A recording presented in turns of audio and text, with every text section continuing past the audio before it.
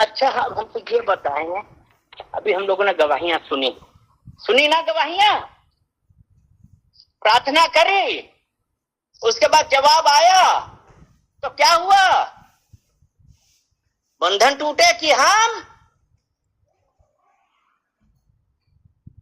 क्या हुए? आनंदित। जो एक बोझ था, तो जब प्रार्थना, हमारी दुआ जब खुदा ने कबूल करी तो हम खुश हुए। हालेलुया। तो परमेश्वर का वचन, खुदा का कलाम क्या कहता है?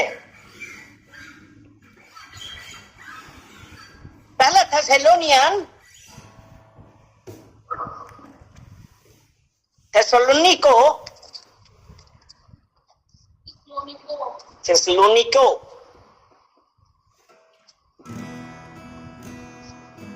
1:5 चैप्टर 5, थेसलोनियन चैप्टर 5 और वर्स 16 सदा आनंदित रहो। नहीं 16। हाँ अच्छा, सदा आनंदित रहो, ठीक है। कईयों में लिखा है सर्वदा आनंदित रहो, यानी कि हमेशा आनंदित रहो। तो ये है कि सदा आनंदित रहो, सर्वदा आनंदित रहो। और हम आनंदित कैसे रहेंगे?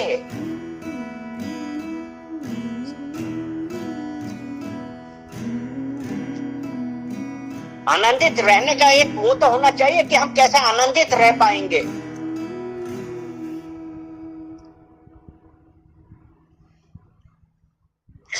पवित्र आत्मा की सहायता से और उसके साथ सहभागिता करने से हम आनंदित हो। क्योंकि अगर पवित्र आत्मा हमारे पास नहीं है, हमारी परमेश्वर के साथ सहभागिता नहीं होती है, तो हम कैसे आनंदित होंगे? आज हम कहते हैं कि हम यीशु मसीह के लोग हैं, लेकिन हम कलाम पढ़ते नहीं, फेलोशिप करते नहीं, पाक रूह को जानते नहीं, होली स्पिरिट को मानते नहीं। आप कैसे खुश रहेंगे?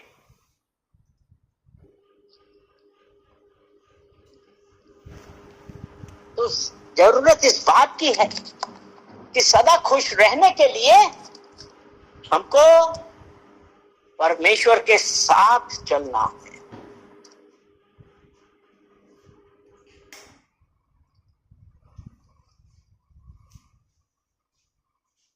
और उसे ही पवित्र आत्मा के द्वारा हम कहां पे हैं?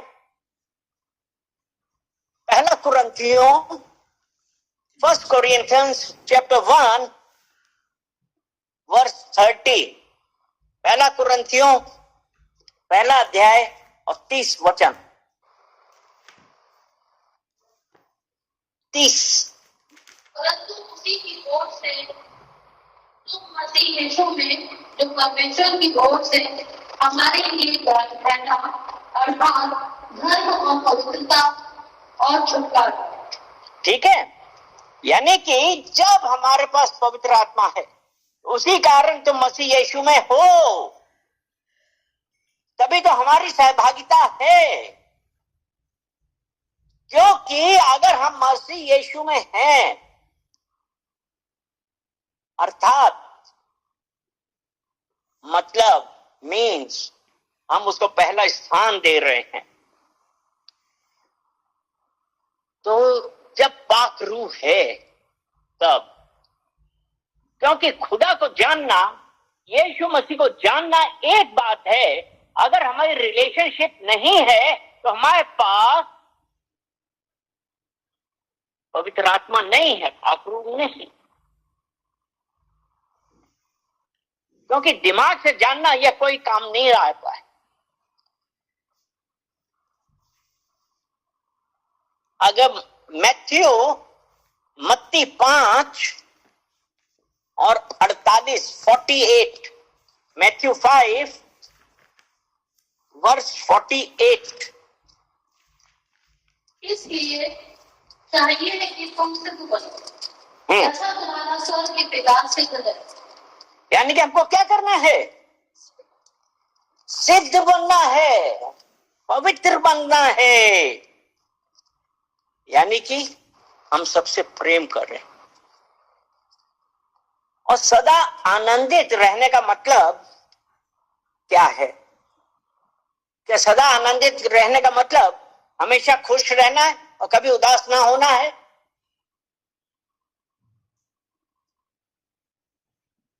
सदा आनंदित रहने का मतलब हमेशा खुश रहना है, कभी उदास नहीं होना है।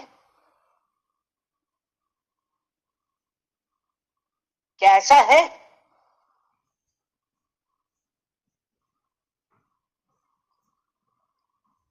क्या यीशु मसीह और पौलुस हमेशा खुश रहते थे? यहां पे तो है सदा आनंदित हो।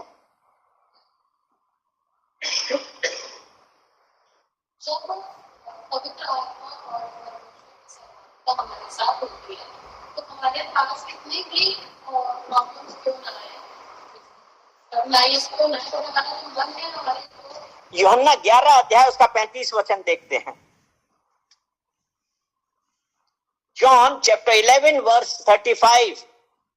यीशु रोया। 11 वर्स 35।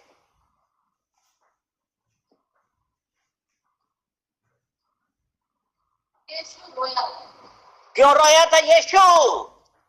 क्योंकि उसका मित्र लजारुस मर गया था और वो उसे प्रेम करता था। और मार्था मरियम ने क्या कहा था? यदि तू होता तो ये ना मरता। तो यीशु ने कहा पुनरुत्थान मैं हूं। लेकिन जब वो उसकी कब्र में गया तो यीशु रोया। वो इस दुनिया में आया, इस धरती पे आया पूर्ण रूप से मनुष्य बन के।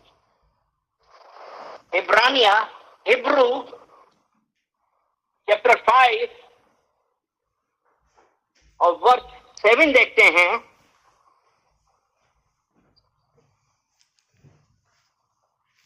इसलिए तुम उनके सहभागी नहीं, हिब्रू चैप्टर 5 वर्स 7, इब्रानियों 5 और उसका 7। यीशु ने अपनी पीढ़ी में रहने के दिनों में ऊंचे शब्द से पुकार कर और आंसू बहा कर उससे कहा, उससे जो उसको मृत्यु से बचा सकता था, प्रार्थनाएं और विनती की। प्रार्थनाएं और विनती करी जो उसको मृत्यु से बचा सकता था। यानी कि यीशु के ऊपर भी कष्ट आए, लेकिन उसने क्या किया? प्रार्थना करी।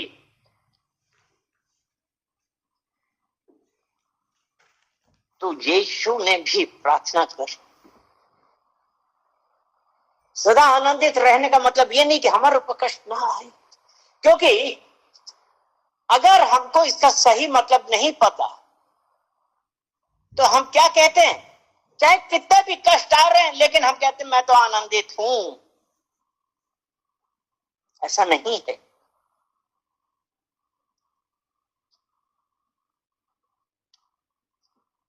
क्योंकि रोमन्स चैप्टर 12 वर्स 15, रोमियो 12 और उसका 15 वचन कहता है, रोने वालों के साथ रो और हंसने वालों के साथ हंसो।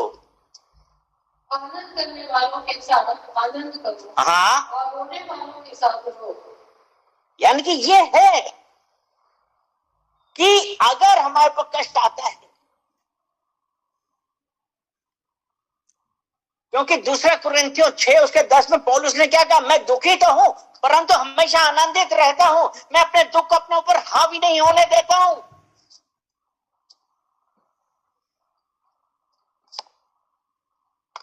क्योंकि आनंद रहने का ये नहीं अर्थ बिल्कुल नहीं है कि हम अपनी भावनाओं को त्याग दें।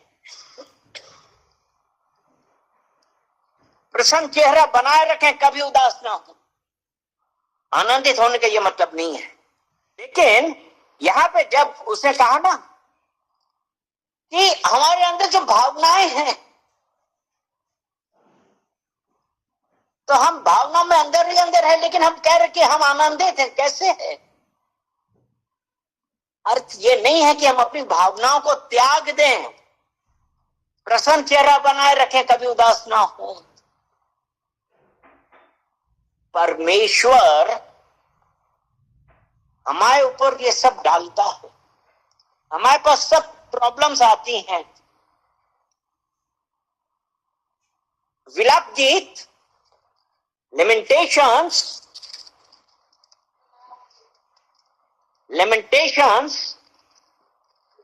chapter 3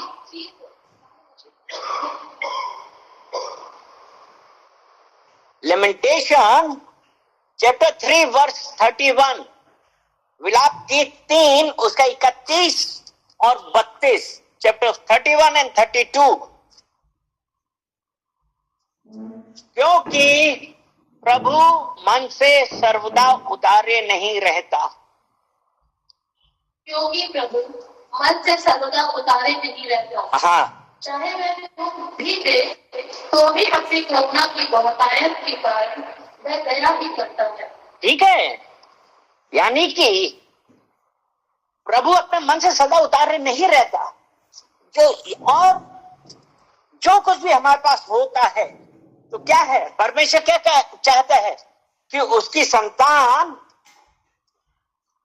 को प्रशिक्षित करे, सिखाए। और वो हमको सिखाने के लिए हमारे जीवन में क्या करता है? परीक्षाएं लाता है। हमारे जीवन में परीक्षाएं लाता है। और ये जो बाइबल में लिखा है, इसके बारे में बाइबल में इब्रानिया चैप्टर 12 उसका 11 वचन है। वर्तमान में हर प्रकार की ताड़ना आनंद की नहीं। क्या वर्तमान में हर प्रकार की ताड़ना आनंद की नहीं, पर शोक की बात दिखाई पड़ती है। हाँ, तो भी जो उनको सहते सहते पक्के हो गए हैं, बाद में उन्हें चैन के साथ धर्म का प्रतिफल मिलता है। ठीक है, क्योंकि हर प्रकार की ताड़ना आनंद की नहीं है। परिस्थितियां आती हैं और हमने क्या कह रहे हैं कि हमें आनंदित हूं। हम अपनी भावनाओं को दबा दें। और फिर क्या होता है? अगर कुछ काम नहीं होता तो हम क्या करते हैं? हम परमेश्वर के लिए कहते हैं कि देखो हमारे साथ ऐसा हुआ। हम परमेश्वर के ऊपर दोष लगा देते हैं। तो उसने ये लिखा ना, वर्तमान में हर प्रकार की ताड़ना आनंद की नहीं, पर शोक ही की बात दिखाई पड़ती। तो भी जो उसको सहते सहते पक्के हो गए हैं, बाद में उन्हें चैन के साथ धर्म का प्रतिफल मिलता है।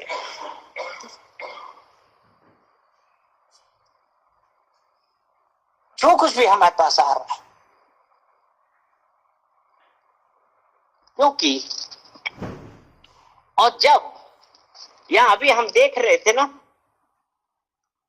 पहला तीमुथियुस 5 उसका 16 में यही तो था, सदा आनंदित रहो।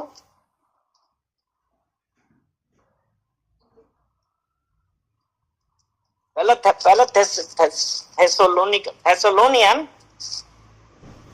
थेसलोनियन 5 और उसका 16 कि सदा आनंदित रहो।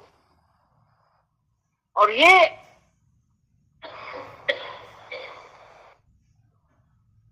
पौलुस ने लिखा उन विश्वासियों के लिए जो जिनका उत्पीड़न हो रहा था।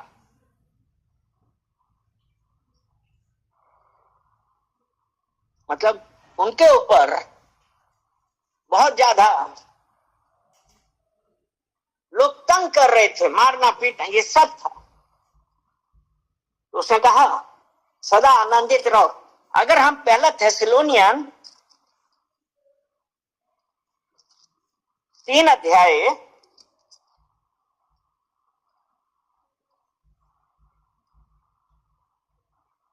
और उसका 3 और 4 देखें, और उसने ये बात कि सदा आनंदित रहो किसके लिए लिखी? उन विश्वासियों के लिए जो उत्पीड़न सह रहे थे, कि कोई इन कलेशों के कारण डगमगा ना जाए, क्योंकि तुम आप जानते हो कि हम इन्हीं के लिए ठहराए गए हैं। क्योंकि पहले ही जब हम तुम्हारे यहाँ थे तो तुमसे कहा करते थे कि हमें उठाने पड़ेंगे, और ऐसा ही हुआ जैसा कि तुम जानते भी हो। यानी कि परमेश्वर यहाँ पे क्या कहता है कि कोई इन क्लेशों के कारण डगमगा ना जाए। क्योंकि क्या हो रहा था नए विश्वास में, वो उसने ये कहा था, तो ये कह रहे हैं इन क्लेशों के कारण कोई डगमगा ना जाए, और हम जो मसीह में हैं इसके लिए ठहराए गए हैं। जब हम तुम्हारे यहां थे तो तुमसे कहा करते थे हमें क्लेश उठाने पड़ेंगे, ऐसा ही हुआ भी है। आज हम में से कितने हैं, हम लोग का उत्पीड़न हो रहा है, क्लेश हो रहा है, क्योंकि यीशु ने एक बात लिखी थी, मत्ती 5, मैथ्यू 5 वर्स 11 and 12।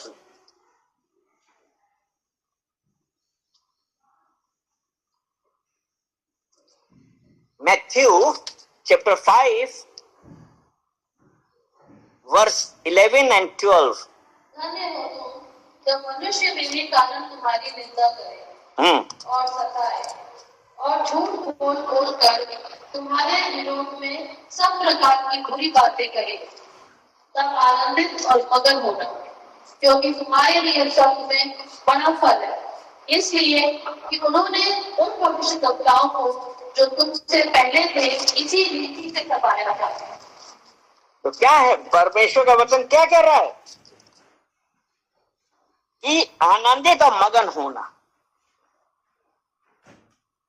धन्य हो तुम जब मनुष्य मेरे कारण तुम्हारी निंदा करें और सताएं और झूठ बोलकर तुम्हारे विरोध में सब प्रकार की बुरी बातें कहें। क्लेश। और वहां पौलुस थिस्सलुनीके वालों को बोला सदा आनंदित रहो। तो इसी यहां पे यीशु मसीह ने कहा कि धन्य हो तुम जब मनुष्य मेरे कारण तुम्हारी निंदा करें। याकूब चैप्टर 1 वर्स 2 and 3। मेरे भाइयों, जब तुम नाना प्रकार की परीक्षाओं में पढ़ो तो इसको पूरे आनंद की बात समझो, यह जानकर कि तुम्हारे विश्वास के परखे जाने से धीरज उत्पन्न होता है। ठीक है ना। यहाँ पे क्या है, नाना प्रकार की परीक्षाओं में पढ़ो, तो इसको पूरे आनंद की बात समझो,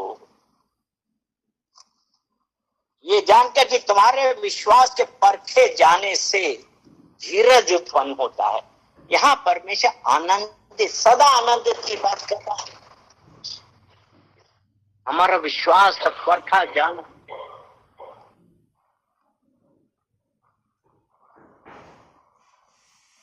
इसलिए हमको क्या करना है, कठिन परिस्थितियों को देखते हुए आनंदित होने की इस आशा,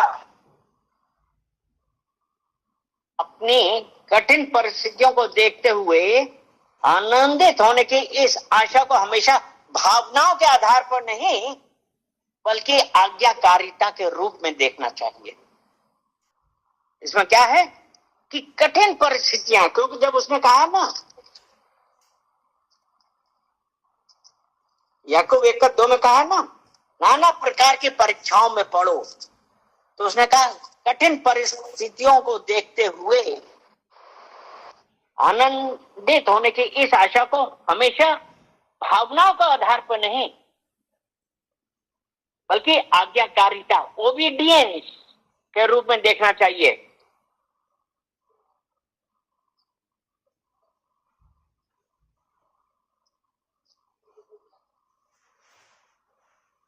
तो जब अगर परमेश्वर कह रहा है ना आनंदित रहो, हमको कठिन परिस्थितियों को क्या है, भावनाओं के आधार पर नहीं, वरन परमेश्वर की ओबीडियंस के रूप में देखना चाहिए। तो हमको क्या करना है कि हम अपना ध्यान कहां पे लगाएं? चैप्टर 3 और वर्स 2। तो यहां पे क्या है कि पृथ्वी पर की नहीं परंतु स्वर्गीय वस्तुओं पर ध्यान लगाओ। 3 वचन कहता है क्योंकि तुम तो मर गए हो। हाँ, क्योंकि तुम तो मर गए और तुम्हारा जीवन मसीह के साथ परमेश्वर में छिपा हुआ है। हाँ, आगे भी। जब मसीह जो हमारा जीवन है प्रकट होगा, तब तुम भी उसके साथ महिमा सहित प्रकट किए जाओगे। तो हमको आनंदित होना है। तो परमेश्वर ने ये कहा है पृथ्वी पर की नहीं परंतु स्वर्गीय वस्तुओं पर ध्यान लगाओ। हम परमेश्वर की ओर ध्यान लगाएं, अपनी भावनाओं के आधार पे नहीं, बल्कि परमेश्वर की आज्ञाकारिता पे। Obedience of the Lord. Obedience बहुत इंपॉर्टेंट है। आज्ञाकारिता, आज्ञाओं पे चलना हमारे एक मसीह जीवन के लिए बहुत इंपॉर्टेंट बात है। क्योंकि पौलुस ने फिलिपियों को क्या आज्ञा दी थी? 4 फिलिपियंस चैप्टर 4 वर्स 4। प्रभु में सदा आनंदित रहो, मैं फिर कहता हूं आनंदित रहो। यहाँ पे क्या है? प्रभु में, प्रभु में। तो हम प्रभु में कैसे हैं?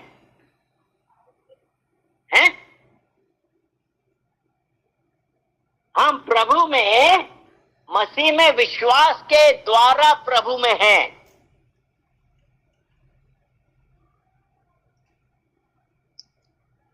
विश्वास के द्वारा जितनों ने उस पर विश्वास किया उसने उन्हें प्रभु की संतान होने का अधिकार दिया। इब्रानिया 11:6 उसका कहता है। हिब्रू 11 वर्स 6 क्या बोलता है? ये कहते हैं ना, और विश्वास बिना उसे प्रसन्न करना अनहोना है, क्योंकि परमेश्वर के पास आने वाले को विश्वास करना चाहिए कि वो है।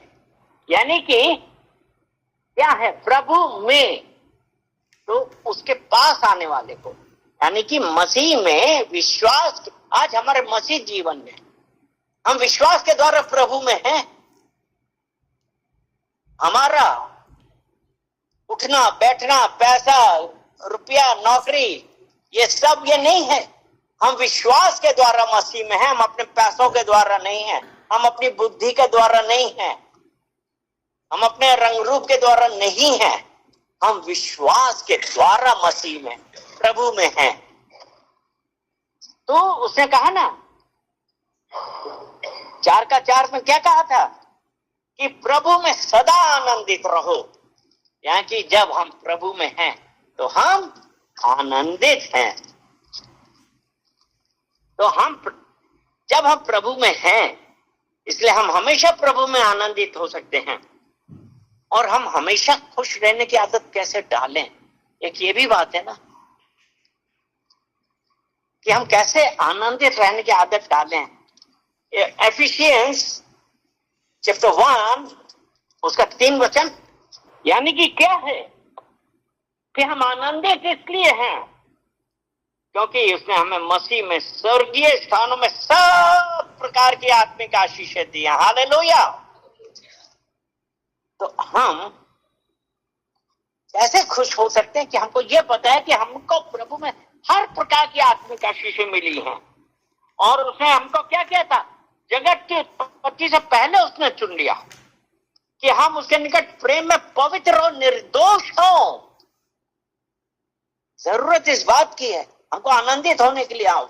हम तभी खुश हो सकते हैं कि हमको पता है कि मसीह में, स्वर्गीय स्थानों में सब प्रकार की आत्मिक आशीष मिली है। और दूसरा पॉइंट क्या है? हम शरीर के अनुसार नहीं वरन आत्मा के अनुसार चलना, यानी कि आनंद पवित्र आत्मा का फल है ना? अभी हमने क्या कहा था? प्रभु में सदा आनंदित रहो, और आनंद पवित्र आत्मा का फल है। Galatians chapter 5 verse 22, 5:22। और आत्मा का फल प्रेम, आनंद, शांति, धीरज, कृपा, भलाई, विश्वास, नम्रता और संयम है। ऐसे कामों के विरोध में कोई भी व्यवस्था नहीं। और अभी हमने क्या कहा था? सदा आनंदित रहो और हम आत्मा के अनुसार चलें। और जब हम आत्मा के अनुसार चलते हैं तो आत्मा का फल आनंद है। आत्मा का फल आनंद है। तो हमको परमेश्वर से प्रार्थना करनी है कि हमको आनंद के फल से भरे, और वो जो प्रेम, आनंद, शांति, धीरज, कृपा, भलाई, विश्वास, नम्रता, संयम, और आत्मा के अनुसार चलना, यानी कि प्रतिदिन उसके प्रति समर्पित होना, और हर परिस्थिति में अपने जीवन को नियंत्रित करने के लिए उस पर निर्भर होना कि हम कहीं तो भी गलत, अरे परमेश्वर सहायता करे, क्योंकि आत्मा का फल, और आत्मा का फल कब आता है? जब पवित्र आत्मा, तो उसके ऊपर हमको निर्भर होना है। और यह है कि हमारी हर परिस्थिति में, हर सिचुएशन, हर सर्कमस्टेंसेस में अपने जीवन को नियंत्रित, कंट्रोल करने के लिए हमको क्या करना है कि उस पर निर्भर होना, परमेश्वर पर निर्भर। और फल आने में समय लगता है। अगर आज आप कोई बीज डालते हैं या किसान कोई बीज डालता है, क्या कल उसमें फल आएगा? नहीं, फल आने में समय लगता है। लेकिन हमको क्या करना है? लगातार आत्मा के अनुसार चलते हैं तो अनंत आनंद का फल आपको मिलेगा। क्योंकि जब एक किसान बीज बोता है, या हम अपने गमले में कोई भी बीज बोते हैं, अगर हम खाद, पानी, धूप ना दिखाएं तो वो क्या फलता है? तो हमारे जीवन में आत्मा का फल कैसे आएगा? कि हम लगातार आत्मा के अनुसार चलें। आत्मा के अनुसार चलें यानी कि परमेश्वर के साथ संगति करें। जो परमेश्वर के साथ संगति करता है वो उसके साथ एक आत्मा हो जाता है। तो हमको आत्मा का फल पाने के लिए परमेश्वर के ऊपर निर्भर होना है, परमेश्वर के साथ संगति करना है, और तब हमको आत्मा का फल मिलेगा। और तीसरी क्या चीज है? परमेश्वर की स्तुति हाथ उठाकर गाएंगे। हमको क्या करना है? परमेश्वर की भलाई, अनुग्रह और प्रेम के गीत गाइए, स्तुति आराधना करिए।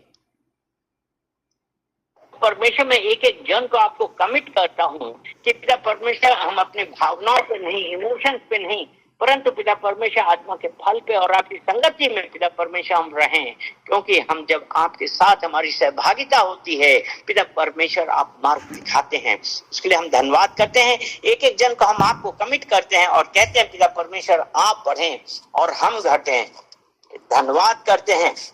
और ये वचन आज जो यहाँ पे हुए हैं पिता परमेश्वर वो हमारे हृदय में वास कर रहे हैं और पिता परमेश्वर हम उसके अनुसार अपना जीवन जिए। हम धन्यवाद करते हैं। सारा आदर महिमा हम आपको देते हैं यीशु मसीह के नाम।